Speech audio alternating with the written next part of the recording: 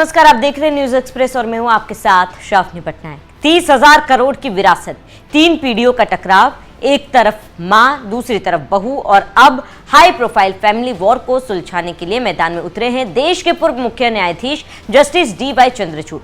Kapoor family का ये विवाद अब सिर्फ एक पारिवारिक झगड़ा नहीं रह गया, ये भारत के सबसे चर्चित कारोबारी परिवारों में से एक की ऐसी कानूनी लड़ाई बन चुका है जिसमें रिश्तों पर सवाल है, ट्रस्ट पर सवाल है और करोड़ों नहीं हजारों करोड़ों की संपत्ति पर कब्जे की जंग छिड़ी हुई है।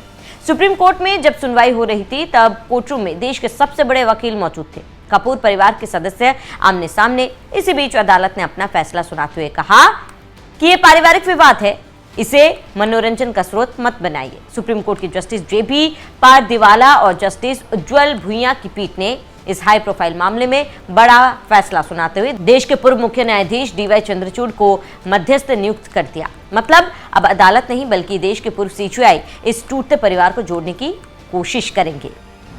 अब हम बताते हैं कि आखिर करिश्मा कपूर का विवाद है क्या। ये पूरा मामला उनके कारोबारी पति संजय कपूर की मौत से जुड़ा है।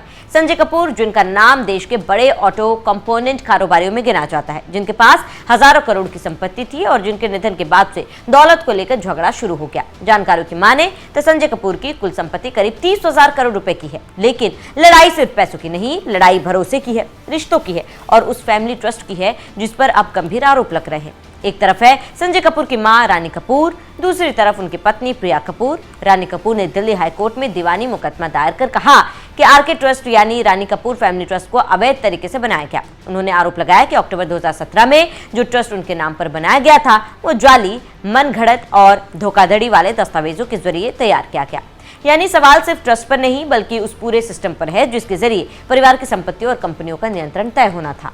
अदालत ने क्या कहा कि सुप्रीम कोर्ट ने साफ किया है कि यह मध्यस्थता सिर्फ ट्रस्ट और उससे जुड़ी कंपनियों तक सीमित रहेगी, यानी आरके ट्रस्ट, सोना, कॉमस्टार और कपूर परिवार की दूसरी कंपनियां, लेकिन संजय कपूर की वसीयत इस मध्यस्थता का हिस्सा नहीं होगी। ये बेहद अहम बात है क्योंकि इसका मतलब ये हुआ कि अदालत फिलहाल केवल ट्रस्ट विवाद सुलझाना चाहती है, पूरी विरासत की लड़ाई नहीं।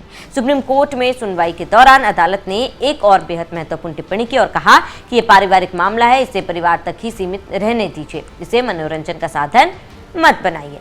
आप जानते हैं कि पैसों को लेकर लगातार सार्वजनिक बयानबाजी हो रही है, इशारों इशारों में आरोप लग रहे थे, सोशल मीडिया पर बातें हो रही थी। प्रिया कपूर की ओर से अदालत से कहा गया कि रानी कपूर सार्वजनिक रूप से परिवार के विवादों को सामने लाना बंद करें। इसके बाद सुप्रीम कोर्ट ने सभी पक्षों को साफ निर्देश दिया कि कोई सार्वजनिक बयान नहीं देगा, सोशल मीडिया पर कोई टिप्पणी नहीं और खुले दिमाग से मध्यस्थता में हिस्सा ले। सुनवाई के दौरान दिलचस्प बात सामने आई कि परिवार के लगभग सभी सदस्य मध्यस्थता के लिए तैयार हो गए।